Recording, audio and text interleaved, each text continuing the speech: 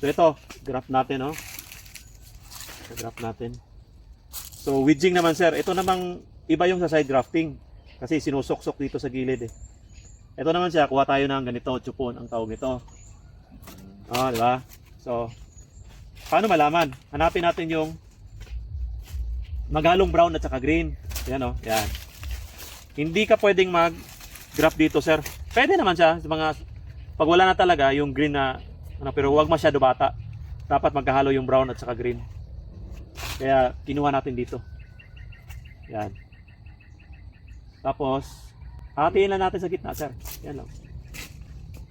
Ito naman siya, pinapantay ko lang. Oh.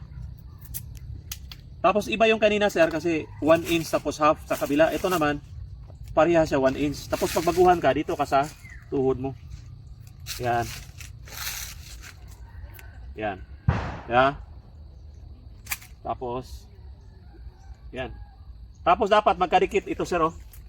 Itong cambium. Meron siya balat eh, balat ng kakao. Dapat magkadikit talaga 'yon. Hindi pwede yung hindi magkadikit no. Dikit siya. Tapos kuha ka ng ice candy wrapper.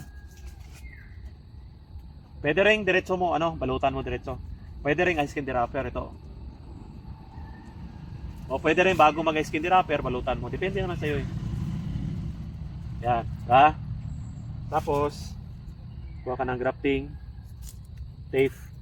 O grafting tape. Yan.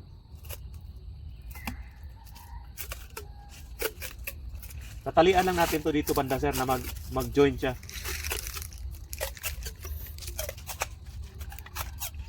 Ayan. Ayan. So makikita mo yan, in 3 weeks, lalabas na tong usbong, no? Yung mga bata pa. So palabasin natin. Pwede natin siyang katingan, o tanggalin natin to sa taas. O pwede rin hubaran dito. Pero sa suggestion ko, wag muna, dito muna, palabasin lang to. Bali, tanggalin mo lang tong parte na to para lumabas yung usbong. Kasi pag hinubaran mo kaagad tapos hindi pa siya hindi pa siya nagdikit. So malamang mamamatay siya. Madadry siya. At least mga 1 buwan bago mo tanggalin dito. Okay? Oo. So iba-iba yung procedure natin sa grafting, no? Ito rin siya pinakamadali. Okay.